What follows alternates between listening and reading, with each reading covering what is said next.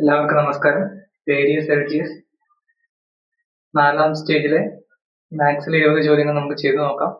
ഒന്നാമത്തെ ചോദ്യം 7 × 8 divided by 2 × 14 plus 3 square ആണ്.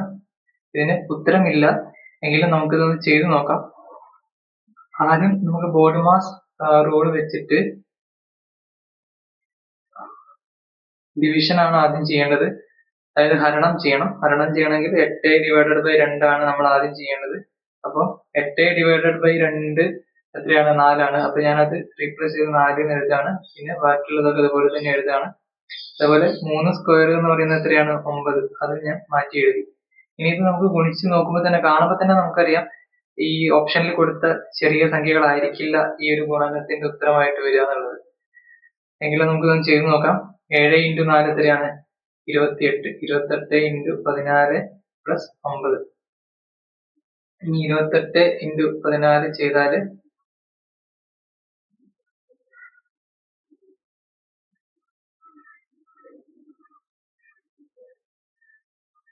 22, 3, 11, 28. അപ്പോൾ 2, 9, 3, 392 പ്ലസ് 9 വരും. ആൻസർ എത്ര വരും? 11, 401 ആൻസർ വരും. അങ്ങനെ ഒരു ഉത്തരം ഈ ഒരു 4 ഓപ്ഷൻസിലില്ല. അപ്പൊ അതുകൊണ്ട് ഇതെന്തായാലും ക്യാൻസൽ ആയി പോകും. 82ാമത്തെ ക്വസ്റ്റ്യൻ 7 സ്ക്വയർ × 2 ഡിവൈഡഡ് ബൈ 2 × 7.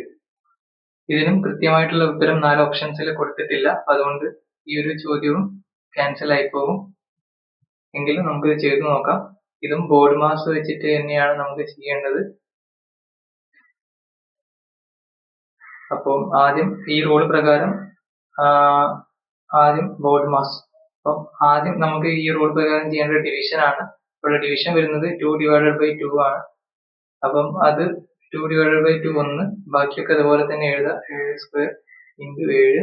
അപ്പം ഇത് ഉത്തരമായിട്ട് വരുന്ന 7 സ്ക്വയർ × 7 എന്ന് പറയുമ്പോൾ 7 ക്യൂബ് 343. ക്യൂബ് പഠിച്ചു വെച്ച ഒരാൾക്ക് നേരിട്ട് 343 ഉത്തരം കിട്ടും. ഇനി അത് പഠിക്കാത്ത ഒരാളാണെങ്കിൽ 7ന്റെ സ്ക്വയർ അറ്റ്ലീസ്റ്റ് അറിഞ്ഞിരിക്കണം. 49. 49 × 7 ചെയ്തിട്ടുണ്ടെങ്കിൽ നമുക്ക് 343 തന്നെ ആൻസർ വരും. 78, 343 തന്നെ ആൻസർ വരും. ഇതാണ് ശരിക്കും വരേണ്ടിയിരുന്ന ആൻസർ. പക്ഷെ അതില്ല. അതുകൊണ്ട് ക്വസ്റ്റ്യൻ ക്യാൻസൽ ചെയ്യപ്പെടും. 83ാമത്തെ ക്വസ്റ്റ്യൻ 1/2, 2/3, 3/4, 1/5 ഇവയെ ആരോഹണ ക്രമത്തിൽ എഴുതിയ ശരിയായത് ഏത്? ആരോഹണ ക്രമം എന്ന് പറയുമ്പോൾ ചെറുതിൽ നിന്ന് വലുതിലേക്ക്. അപ്പം ഈ ഭിന്നസംഖ്യകളെ ചെറുതിൽ നിന്ന് വലുതിലേക്ക് ഓർഡറിലാക്കി എഴുതാനാണ് പറയുന്നത്. അപ്പൊ ഇത് നമ്മൾ ചെയ്യേണ്ടത് എങ്ങനെയാണെന്ന് വെച്ചിട്ടുണ്ടെങ്കിൽ 1/2 അതായത് ഇതിന്റെ അംശം എന്ന് പറയുന്നത് മേലുള്ള സംഖ്യ, ചേർന്ന് പറയുന്നത് താഴെയുള്ള സംഖ്യ. അപ്പൊ മേലുള്ള സംഖ്യ അംശത്തിനെ 10 കൊണ്ട് ഗുണിക്കുക. 1 × 10 10 ഡിവൈഡഡ് ബൈ ചേർത്തതുപോലെ തന്നെ എഴുതാം. ഇതിന് ആൻസർ എത്രയാ? 5. അതവിടെ എഴുതിക്കുക. അതുപോലെ ഓരോ സംഖ്യയും ഇതുപോലെ ചെയ്യാം. 2/3 ഇതിന്റെ അംശം 2നെ 10 കൊണ്ട് ഗുണിക്കുമ്പോൾ 20. 20 ഡിവൈഡ് ബൈ ചേർത്തതുപോലെ 3. അപ്പൊ ഇത് ഏകദേശം എത്ര വരും? 20/3 3 6 18. അപ്പൊ 6 പോയിന്റ് സംതിങ് വരും. ഓക്കെ, കറക്റ്റ് ആൻസർ, കറക്റ്റ് ഉത്തരം കണ്ടുപിടിക്കേണ്ടത് ഏകദേശം കണ്ടുപിടിച്ചാൽ 6 പോയിന്റ് സംതിങ്. ഇനി അടുത്തത് 3/4. 3/4ലും ഇതേമാതിരി അംശത്തിനെ 10 കൊണ്ട് ഗുണിച്ച് 30/4. അപ്പം 7 4 28. അപ്പം 7 പോയിന്റ് സംതിങ് വരും. അതുപോലെ ഏറ്റവും അവസാനത്തെ നമ്പർ, അവസാനത്തെ ഭിന്നസംഖ്യ 1/5 ആണ്. 1/5ന് ഇതേമാതിരി നേരെ 10 കൊണ്ട് ഗുണിച്ച് ഇപ്പൊ 10 താഴത്തെ 5 അതുപോലെ എഴുതി. ഉത്തരം 10/5 2 വരും. ഇനി ഇതിനെ ഓർഡറിലാക്കി എഴുതുക, ആരോഹണ ക്രമത്തിൽ എഴുതുക. ഇപ്പൊ കിട്ടിയ ഉത്തരങ്ങൾ 2, 5, പിന്നെ 6 പോയിന്റ് സംതിങ് വരും. പിന്നെ 7 പോയിന്റ് സംതിങ്. ഇതിന് നേരെ എന്താണ് താഴത്ത് അതാത് ഭിന്നസംഖ്യ കൊണ്ട് എഴുതിയിട്ടുണ്ടെങ്കിൽ നമുക്ക് ചോദ്യത്തിന് ഉത്തരമായി. ഇപ്പൊ 2ന് നേരെ വരുന്നത് ഏതാണ്? 1/5 ആണ്. അപ്പൊ 1/5 ആണ് ഏറ്റവും ചെറുത്. ഇനി 5 എവിടെയാണ് ഏറ്റവും വേഗം? 5ന് റെസ്പോണ്ടിങ് ആയിട്ടുള്ള ഭിന്നസംഖ്യ ഏതാണ്? 1/2. അപ്പം അടുത്ത സംഖ്യ എന്ന് പറയുന്നത് 1/2 ആണ്. ഇനി അടുത്ത് 6ന് റെസ്പോണ്ടിങ് ആയിട്ടുള്ള സംഖ്യ ഏതാണ്? 2/3 ആണ്. അപ്പൊ 2/3 എന്ന് എഴുതി. ഇനി 7ന് റെസ്പോണ്ടിങ് ആയിട്ടുള്ളത് 3/4 ആണ്. 3/4 എഴുതി. അങ്ങനെ ഒരു ഓപ്ഷൻ 1/5, 1/2, 2/3, 3/4 അങ്ങനത്തെ ഓപ്ഷൻ വരുന്നത് ബി ആണ്. അപ്പം ബി ആണ് ഇതിന്റെ ഉത്തരം വരുന്നത്. പിന്നെ അതിന്റെ ചിഹ്നം കൂടി നോക്കണം. ഈ വാ തുറന്നു കിടക്കുന്ന ഭാഗം അതാണ് വലിയ സംഖ്യ. പിന്നെ കൂർത്ത ഭാഗമാണ് ചെറിയ സംഖ്യ. 84. ഒരു കുടുംബത്തിലെ 5 പേരുടെ ശരാശരി ഉയരം 160 സെന്റിമീറ്റർ ആണ്. അതിൽ 4 പേരുടെ ഉയരം യഥാക്രമം 163, 160, 161, 162 എന്നിങ്ങനെയാണ്. അഞ്ചാമത്തെ ആളുടെ ഉയരം എത്ര? അപ്പം ഇതിന്റെ അകത്ത് 4 പേരുടെ തന്നിട്ടുണ്ട്. അപ്പം 163 പ്ലസ് 160 പ്ലസ് 161 പ്ലസ് 162. ഇനി അഞ്ചാമത്തെ ആള് ഉയരം നമുക്കറിയില്ല. അപ്പൊ അത് നമ്മൾ എക്സ് ആയിട്ട് എടുത്ത്. ഓക്കെ, ഈ 5 കൂടി കൂട്ടിയിട്ട് 5 പേരുടെയും കൂടി ഉയരം കൂട്ടിയിട്ടാണ് അതിനെ 5 കൊണ്ട് ഡിവൈഡ് ചെയ്താലാണ് നമുക്ക് ശരാശരി ഉയരം കിട്ടുന്നത്. ആ ശരാശരി ഉയരം ഇവിടെ ക്വസ്റ്റിന്റെ അത് തന്നിട്ടുണ്ട് 160 സെന്റിമീറ്ററും. ഞാൻ അവിടെ ഈക്വൽ ഇട്ടിട്ട് 160 എഴുതുകയാണ്. ഇനി നമുക്ക് ഇതൊന്ന് സോൾവ് ചെയ്തിട്ടുണ്ടെങ്കിൽ എക്സിന്റെ വാല്യൂ കണ്ടുപിടിക്കുക. ആ എക്സ് ആയിരിക്കും അഞ്ചാമത്തെ ആളുടെ ഉയരം എന്ന് പറയുന്നത്. അതാണല്ലോ എക്സ്. അപ്പം നമുക്ക് ഇതൊന്ന് റീഅറേഞ്ച് ചെയ്യാം. അപ്പൊ 163, 160, 161, 162 കൂടി കൂട്ടിയിട്ടുണ്ടെങ്കിൽ 160, 160, 160, 160 കൂട്ടിയിട്ടുണ്ടെങ്കിൽ 120, 640 വരും. 640 പിന്നെ 3, 4, 4, 2, 6. അപ്പം 646 വരും. പ്ലസ് എക്സ് 5നെ നമ്മൾ സമത്തിന്റെ അപ്പുറത്തേക്ക് കൊണ്ടുപോകുമ്പോൾ 160 ഇൻറ്റു 5 ആവും. 160 ഇൻറ്റു 5 എന്ന് പറയുമ്പോൾ 50, 800 വരും. എന്നിട്ട് എക്സ് കണ്ടുപിടിച്ചിട്ടുണ്ടെങ്കിൽ എക്സ് പറഞ്ഞിട്ടുണ്ടെങ്കിൽ 800 മൈനസ് 646 വരും അല്ലെ? സോൾവ് ചെയ്യുമ്പോൾ 4, 5, 154 വരും. നമുക്ക് ആ ഒരു ഉത്തരം നോക്കാം. 154 സി. ഇതാണ് ഉത്തരം. 85ാമത്തെ question. 41 minus 30 plus 45 plus 7 bracket into 7.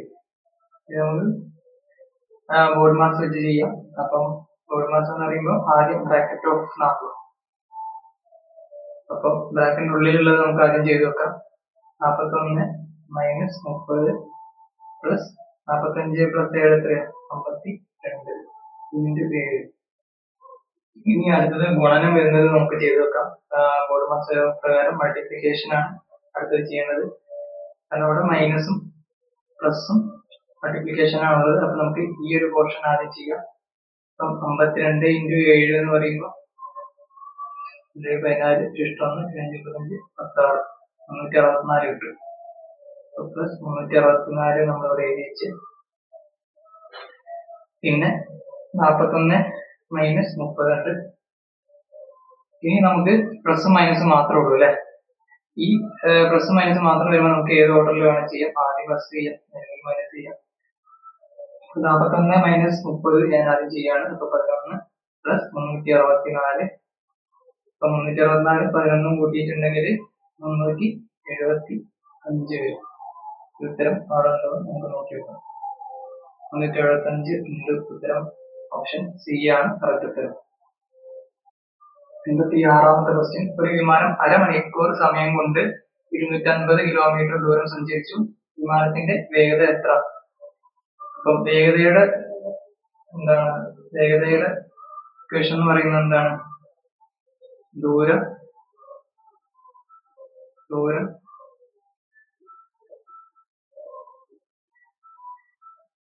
Divided by സമയം.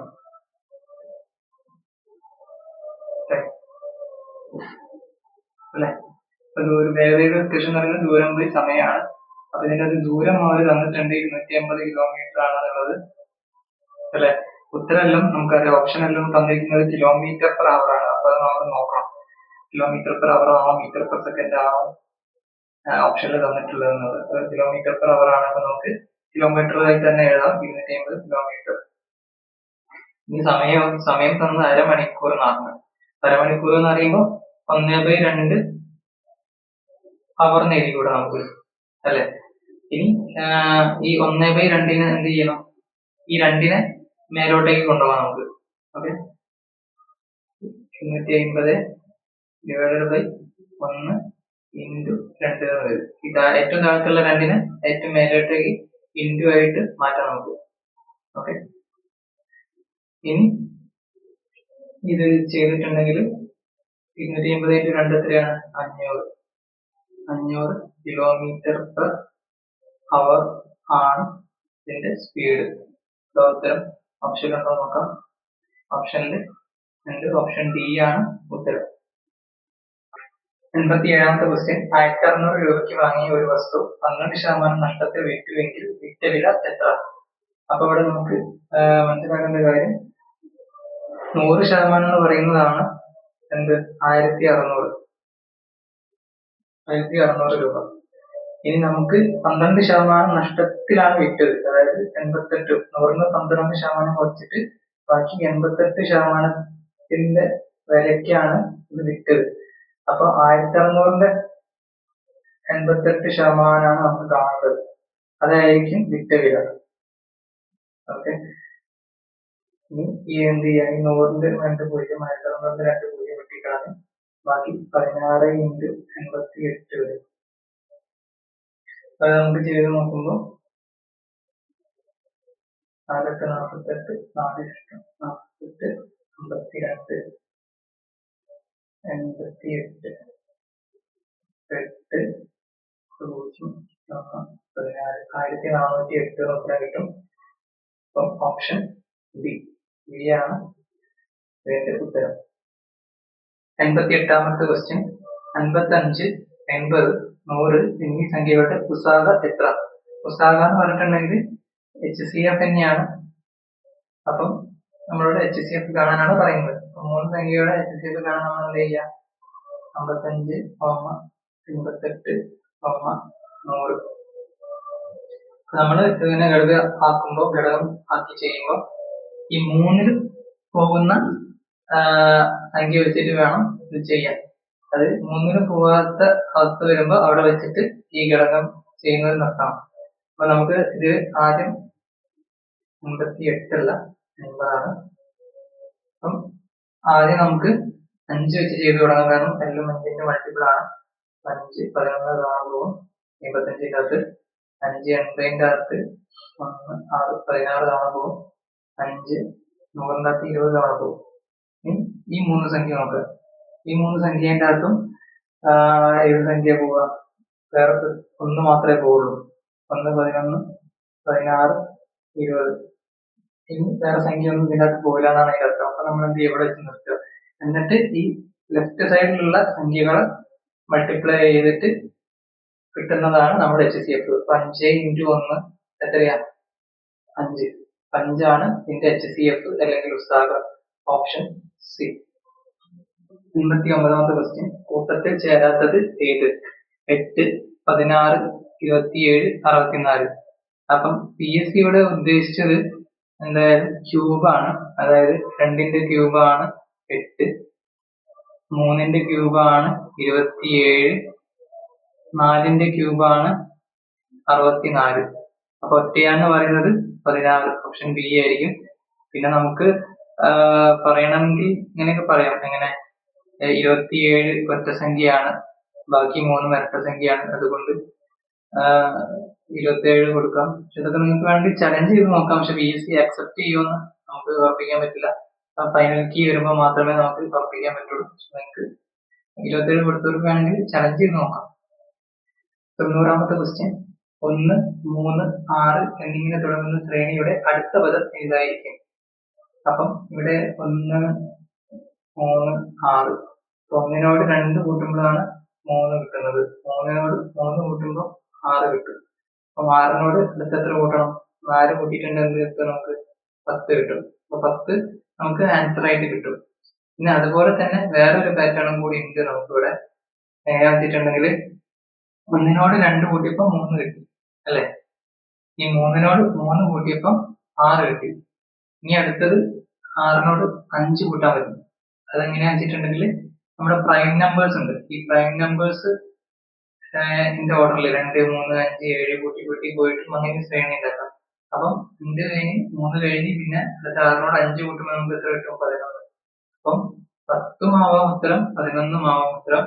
അപ്പൊ നിങ്ങൾക്ക് 11 കൊടുത്തവർ എന്ത് ചെയ്യാം? ആണെങ്കിൽ ഒന്ന് ചലഞ്ച് ചെയ്ത് നോക്കാം. PSC അക്സെപ്റ്റ് ചെയ്യുമെന്ന് അറിയില്ല. ഫൈനൽ ആൻസർ വരുമ്പോൾ നമുക്ക് ഉറപ്പിച്ച് പറയാൻ പറ്റും. 91ാമത്തെ question 2 raised to n plus 1 is equal to 32 ആയാൽ n എത്ര? അതായത് കൃത്യങ്കം എന്നാണ് ഭാഗത്ത് നിന്ന് വരുന്ന ക്വസ്റ്റ്യൻ ആണ്. 2 raised to n plus 1 is equal to 32.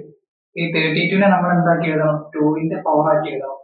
അപ്പം 2ന്റെ എത്രാമത്തെ പവർ ആണ് 32 എന്ന് അറിയാൻ നമ്മൾ എന്ത് ചെയ്യണം? ഘടകമാക്കി നോക്കിയാൽ മതി. 2 വെച്ചിട്ട് 2 16, 2 8 16 വരും, 2 4 8 വരും, 2 2 വരും.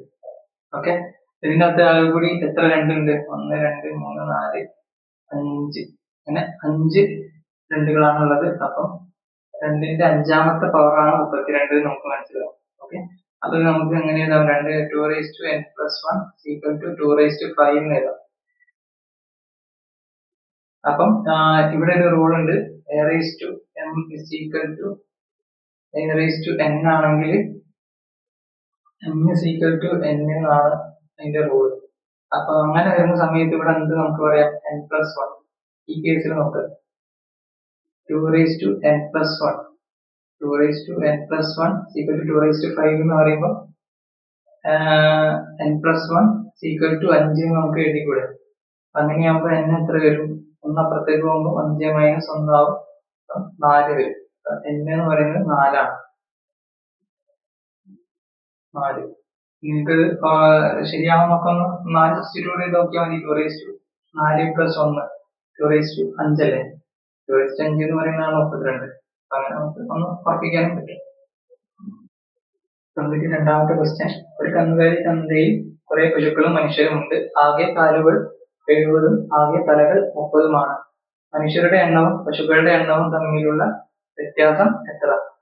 അപ്പൊ നമുക്ക് ആദ്യം മനസ്സിലാക്കേണ്ടത് പശുവിന്റെ കാല്. ഒരു പശുവിന് 4 കാലുള്ളത്. അതായത് ഒരു മനുഷ്യന് എത്ര കാലുള്ളത്? 2 കാല്. പിന്നെ പശുവിനായാലും മനുഷ്യനായാലും ഒരു തല വെച്ചിട്ടേ ഉള്ളൂ. അപ്പം ഇനി നമുക്ക് ഒരു പറഞ്ഞ കാര്യങ്ങൾ വെച്ചിട്ട് ഒരു ഇക്വേഷൻ ഉണ്ടാക്കാൻ പറ്റുമോ നോക്കാം. അപ്പൊ ആകെ കാലുകൾ എന്ന് പറയുമ്പോൾ പശുവിന്റെ ആകെ കാലുകൾ പ്ലസ് മനുഷ്യന്റെ ആകെ കാലുകൾ.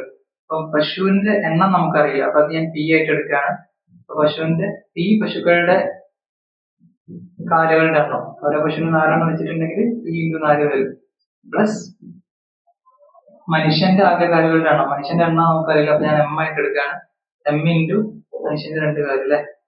M × 2. അപ്പൊ മനുഷ്യന്റെ ടോട്ടൽ കാലിന്റെ എണ്ണം M × 2 എന്ന് കിട്ടും. ഇത് രണ്ടും കൂടി കൂട്ടുമ്പോൾ നമുക്ക് എത്ര കിട്ടും? ആകെ 70 കാല് എന്ന് കിട്ടും. ഓക്കെ, ഇനി അതുപോലെ തലകൾ എന്ന് പറയുന്നത് പശുവിന്റെ തലകളുടെ എണ്ണം എത്രയാണ്? പശുവിന്റെ എണ്ണത്തിന് തുല്യല്ലേ? അതേമാതിരി തന്നെ മനുഷ്യന്റെ തലകളുടെ എണ്ണം എത്രയാണ്? മനുഷ്യന്റെ എണ്ണം എത്രയാണോ അത്ര തന്നെ ആയിരിക്കും. അപ്പൊ P + 1 നമുക്ക് എഴുതാം. അത് 30 ആണ്. ഇനി ഇതൊന്ന് സബ്സ്റ്റിറ്റ്യൂട്ട് ചെയ്യണം. അതായത് P നെ നമുക്ക് എന്താക്കി എഴുതാം? 30 - M എന്ന് എഴുതിക്കൂടെ?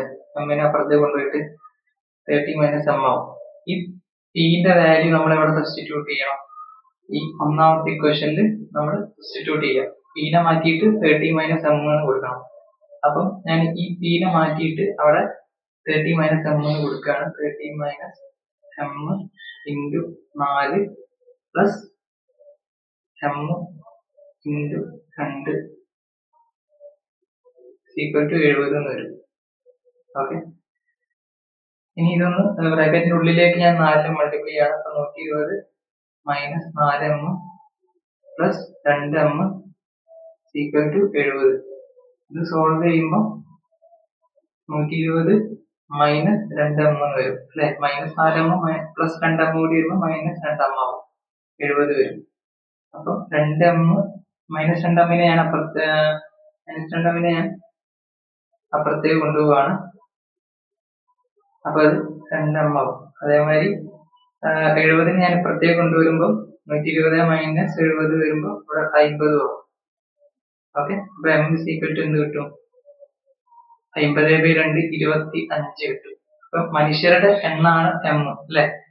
ഇനി p കണ്ടുപിടിക്കണം. p എത്രയാണ്? p പറയുന്നത് പശുവിന്റെ എണ്ണം. p കണ്ടുപിടിക്കണമെങ്കിൽ ഈ m ന്റെ വാല്യൂ ഇവിടെ സബ്സ്റ്റിറ്റ്യൂട്ട് ചെയ്ത് കൊടുത്താൽ മതി അല്ലെ. അപ്പം p is equal to 30 minus m എന്നുള്ളതിൽ m ന്റെ വാല്യൂ 25 നമുക്കിപ്പോ കിട്ടിയത് ഇട്ട് കൊടുത്ത്, അപ്പൊ 30 മൈനസ് 25 എന്ത് കിട്ടും? 5 കിട്ടും. ഓക്കെ, പക്ഷെ നമ്മളോട് ചോദിച്ച ചോദ്യം എന്താന്ന് വെച്ചിട്ടുണ്ടെങ്കിൽ മനുഷ്യരുടെ എണ്ണം എത്രയാണെന്നോ പശുവിന്റെ എണ്ണം എത്രയാണെന്നല്ല ചോദിച്ചത്. ചോദ്യം എന്താ വെച്ചിട്ടുണ്ടെങ്കിൽ മനുഷ്യരും പശുവിന്റെ എണ്ണം തമ്മിലുള്ള വ്യത്യാസം എത്രയാന്നുള്ളതാണ് അല്ലെ. അപ്പൊ ആ ഒരു വ്യത്യാസം കാണണമെങ്കിൽ നമ്മൾ എന്ത് ചെയ്യണം? പശുവിന്റെ എണ്ണം മനുഷ്യന്റെ എണ്ണം തമ്മിലുള്ള എണ്ണം നമ്മൾ കുറച്ചാൽ മതി. മനുഷ്യന്റെ എണ്ണം 25 കിട്ടി, അതായത് പശുവിന്റെ എണ്ണം 5 ആണെന്ന് കിട്ടി. അപ്പം 25 മൈനസ് 5 ചെയ്തിട്ടുണ്ടെങ്കിൽ 20 കിട്ടും. ഇതാണ് നമ്മുടെ ഉത്തരം. അതങ്ങനെ ഒരു ഓപ്ഷൻ ഉണ്ടോ നമുക്ക് നോക്കാം. ഓപ്ഷൻ ഡി 20 ആണ് ഉത്തരം. 93ാമത്തെ ചോദ്യം 0.05 സ്ക്വയർ ഇൻറ്റു 1/20 ഈക്വൽ ടു. അപ്പൊ നമുക്കിത് ഓപ്ഷൻ കാണുമ്പോൾ തന്നെ ഒരു പ്രത്യേക രീതിയിലാണ് ഒരു ഓപ്ഷൻസ് കൊടുക്കുക അല്ലെ. എല്ലാം സ്ക്വയറിന്റെ ഫോമിലാണ്. അത് കുഴപ്പമില്ല, നമുക്ക് ചെയ്തു തുടങ്ങാം. 0.05 സ്ക്വയറിനെ ഞാൻ സ്പ്ലിറ്റ് ചെയ്ത് എഴുതാണ്. 0.05 into 0.05 into 1/20 എന്ന് എഴുതാണ്. ഓക്കെ, ഇനി എന്താക്കണം? ഈ ഇനി ഈ 1/20 എന്ന് പറയുന്നത് ശരിക്കും എന്താണ്? അത് നമുക്ക് മനസ്സിലായിട്ടുണ്ടെങ്കിൽ നമുക്ക് പെട്ടെന്ന് ഈ ഉത്തരത്തിലേക്ക് എത്താൻ പറ്റും. അതായത് 5/100 ആണ് ഈ 1/20. ഓക്കെ, 5/100 ആണ് ഈ എന്ത് 1/20 എന്ന് പറയുന്നത്. അതായത് 100ന്റെ അകത്ത് 5 പ്രാവശ്യം 20 പോയില്ലേ. ഈ 5/100 വെട്ടി ചെറുതാക്കി നമുക്ക് എന്ത് കിട്ടും? 1/20 എന്ന് കിട്ടും. ഓക്കെ, അപ്പൊ നമുക്ക് എന്ത് ചെയ്യാം? ഇവിടെ ഈ 1/20 മാറ്റിയിട്ട് 5/100 നേടിക്കൂടെ? ഓക്കെ, ഈ 5/100 എന്ന് പറയുന്നത് എന്താണ്? 0.05 ആണ്.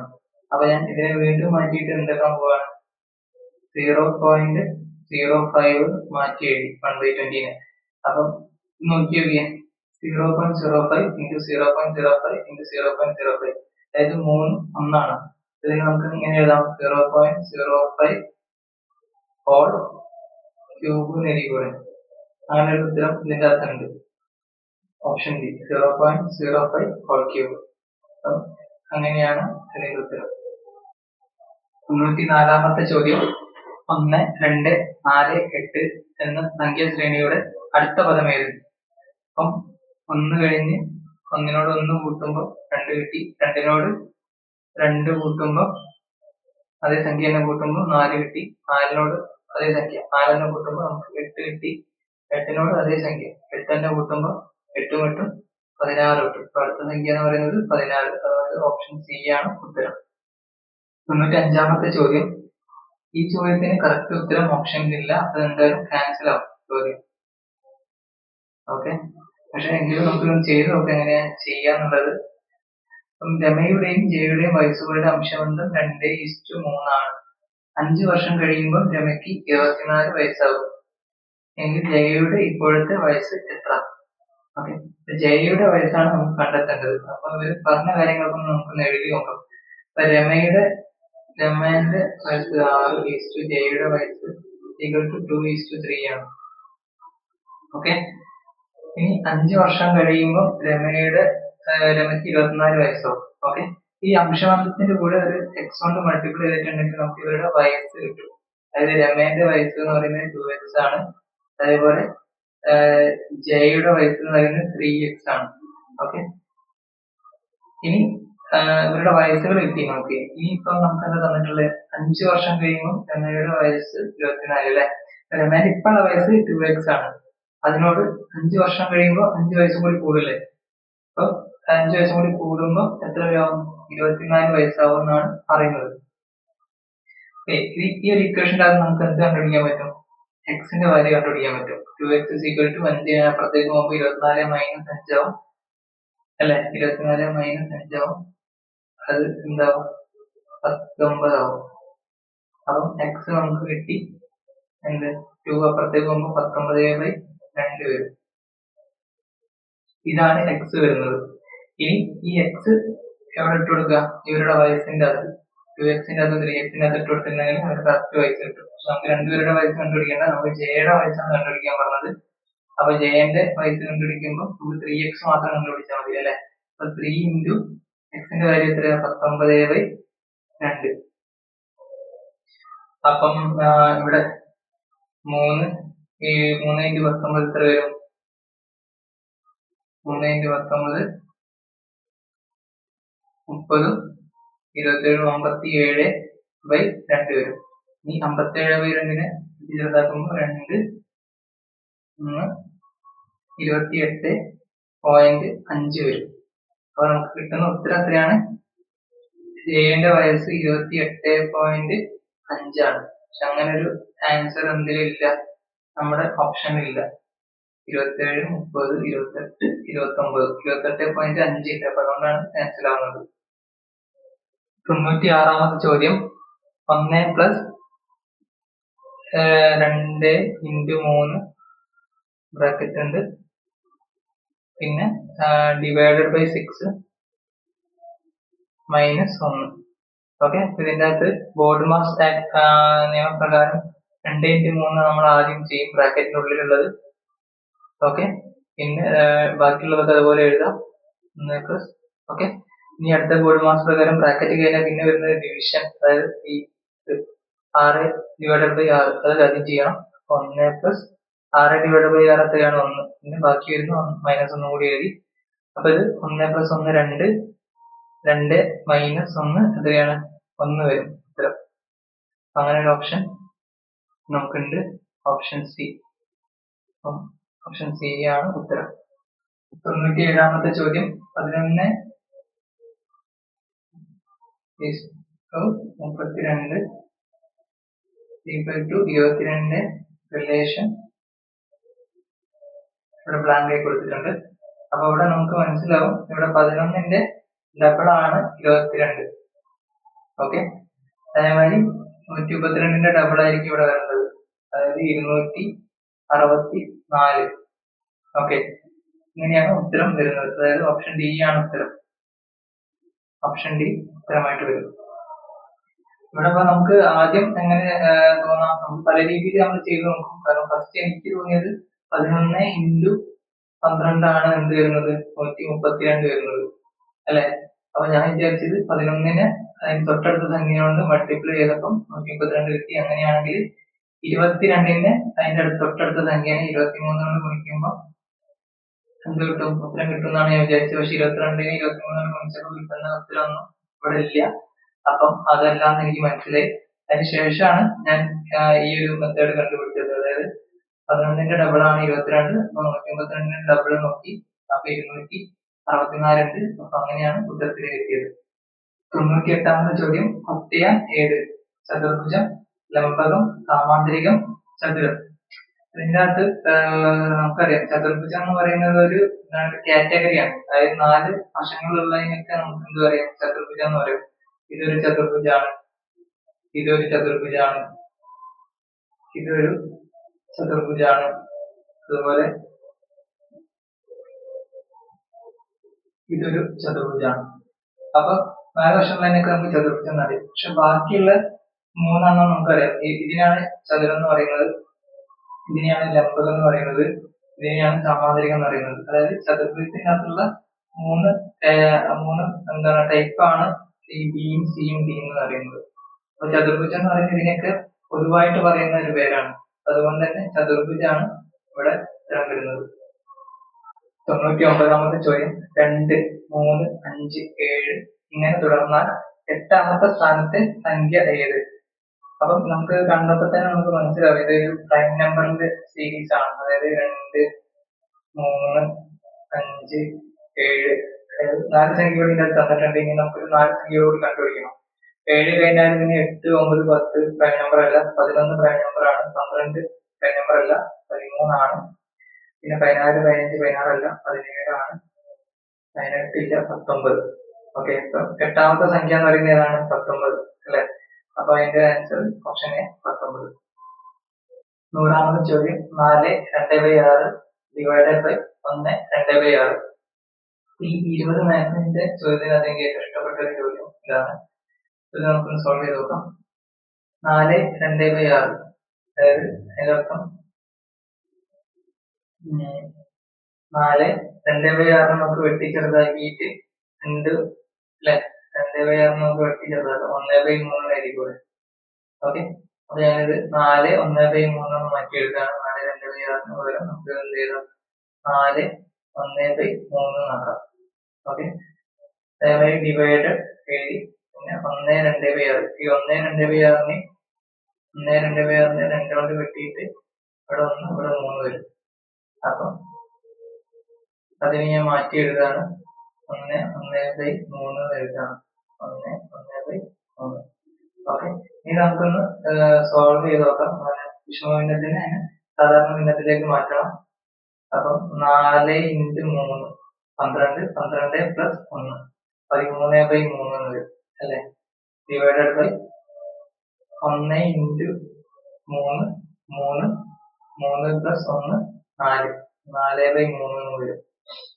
ഇനി നമുക്കറിയാം ഒരു ഭിന്നസംഖ്യനെ ഈ ഹരണത്തിൽ നിന്ന് മാറ്റിയിട്ട് ഇൻറ്റു ആക്കുമ്പോൾ ഇതെന്താവും, രണ്ടാമത്തെ ഭിന്നസംഖ്യ എന്താവും, റിവേഴ്സ് ആവും, 3/4 ആവും.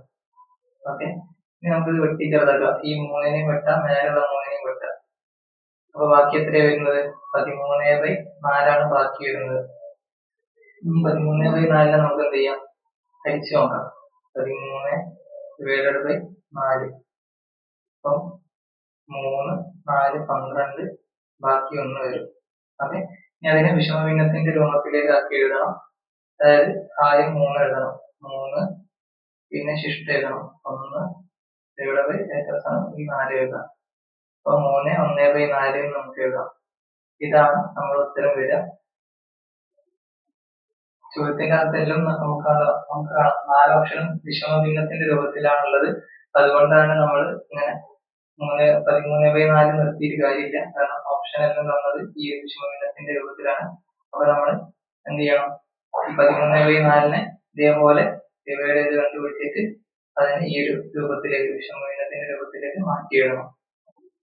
അപ്പൊ നമ്മൾ 20 ക്വസ്റ്റ്യൻസും എൽജിഎസിന്റെ ചെയ്ത് നോക്കിയിട്ടുണ്ട്. എന്തെങ്കിലും സംശയം ഉണ്ടെങ്കിൽ കമന്റ് ചെയ്യാം. Thank you so much.